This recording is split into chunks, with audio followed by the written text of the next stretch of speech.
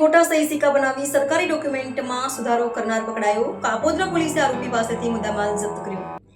સુરત શહેરના કાપોદ્રા પોલીસ સ્ટેશનની ટીમે એક એવા વ્યક્તિની ધરપકડ કરી છે જે ધારાસભ્ય કુમારભાઈ કાનાણીના નામના ખોટા સહી સિક્કાઓ બનાવીને આધાર કાર્ડ અને પાન કાર્ડ જેવા સરકારી દસ્તાવેજોમાં સુધારો કરતો હતો. પોલીસે આરોપી પાસેથી મુદ્દામાલ પણ જપ્ત કર્યો છે. સુરતના કાપોદ્રા પોલીસે ગઈકાલે સાંજે સૌરાષ્ટ્ર સર્કલ પાસેથી દીપક કવિરાજભાઈ પટનાયક નામના 26 વર્ષીય યુવકની ધરપકડ કરી છે. પોલીસને બાતમી મળી હતી કે આ વ્યક્તિ આધાર કાર્ડ અને પાન કાર્ડ જેવા સરકારી દસ્તાવેજોમાં નામ અને સરનામા બદલવા માટે ધારાસભ્યો અને અન્ય હોદ્દેદારોના ખોટા સહી સિક્કાઓનો ઉપયોગ કરે છે.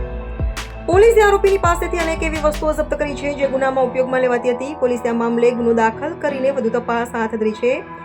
આરોપી ગ્રાહકો પાસેથી પૈસા લઈને તેમની જાણ બહાર ખોટા સિક્કાઓનો ઉપયોગ કરીને સરકારી સાઇટો પર માહિતી અપલોડ કરતો હતો.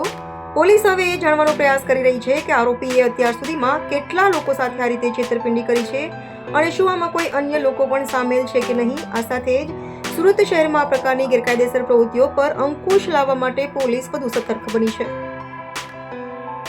पुलिस स्टेशन के विस्तार में हमें एक बातमी मिली कि honourable member of legislative assembly Kumar भाई कानानी के फेक डॉक्यूमेंट्स और उनके फेक सील और सिग्नेचर से कुछ डॉक्यूमेंट्स इशू किए जा रहे हैं, कुछ भला मन के लेटर्स इशू किए जा रहे हैं. तो इस पे हमने एक मामले की गंभीरता को समझा और तुरंत एक टीम बनाई. इसमें कापोद्रा पुलिस स्टेशन के लोकल PI MB ओसरा और वहाँ की जो लोकल डी स्टाफ है उसकी टीम ने काफ़ी 5 घंटे के विदिन में इस केस को क्रैक किया. और इसमें हमें पता चला कि ये आरोपी जो है वो उड़ीसा का रहने वाला है. पटनायक दीपक इसका नाम है. पिछले 3 महीने से ये धंधा कर रहा है.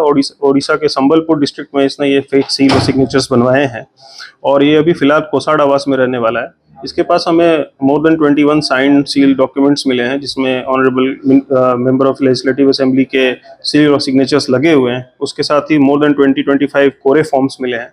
MLA साहब का आधार कार्ड उनका जेरोक्स मिला है और उनके सिग्नेचर्स का क्रॉप्ड वर्जन इसके फ़ोन से हमें बरामद हुआ है जिससे इसने ये स्टैंप और सील बनवाया है. इसके कंप्यूटर और मोबाइल में अदर लोगों के भी साइंड सील स्टैंप्स हैं, सिग्नेचर्स हैं जो कि हम क्रॉस वेरीफाई करा रहे हैं. और इसके पास और भी स्टैंप्स बरामद हुए हैं जो कि अभी हम रूल आउट नहीं कर रहे हैं कि हो सकता है किसी हायर ऑफिसर या किसी MLA साहब का ये स्टैंप हो. तो हम इस पर तपास कर रहे हैं. सर ये स्टैंप और एक कागज किस चीज़ में यूज कर रहा था और ये खास करके कुमार भाई का ही क्यों? ये स्टैंप और कागज Aadhaar card update, new Aadhaar card generation, PAN card update, PAN card generation, इसके लिए ये फॉर्म्स पे साइन करके और सील यूज़ करके ये किया जा रहा है. और किसी particular member of legislative assembly के ही क्यों हुआ ये हम अभी नहीं कह सकते हैं क्योंकि इसके पास और भी सील्स मिले हैं और हम अभी क्रॉस वेरीफाई करा रहे हैं कि हो सकता है किसी और का भी सिग्नेचर हो. सर आरोपी का बैकग्राउंड क्या है? आरोपी बेसिकली एक MBA का छात्र है और ये अभी Indira Gandhi national open university से MBA का प्रोग्राम कर रहा है और ये मूल उड़ीसा का रहने वाला है. सर आरोपी अकेला है या दूसरे साथ इसमें कोई मिला है? और नहीं, फिलहाल तो ये हमें तो अभी तक जो पता चला है इन्वेस्टिगेशन में ये अकेले ही ये काम करता था, लेकिन हम रूल आउट नहीं कर रहे हैं. इसके साथ हम इसके पूरे कंप्यूटर और इसके प्रिंटर को सब कुछ चेक करेंगे. अगर इसमें किसी और का भी नाम आता है तो उसको भी हम केस रजिस्टर करेंगे. કાપોદ્રા ના PI વસુરાજીને એક માહિતી મળી હતી કે ધારાસભ્યના નામે ખોટા સહી સિક્કા કરીને મોટું કૌભાંડ ચાલી રહ્યું છે.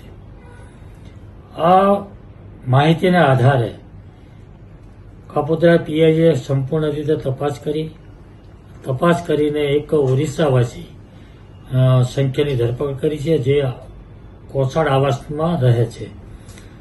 તો પોલીસને હું ખૂબ અભિનંદન આપું છું કારણ કે એમને જે માહિતી મળી અને માહિતીના આધાર પર એમને જે કાર્યવાહી કરી અને FIR કરી છે અને આરોપીની ધરપકડ કરી છે.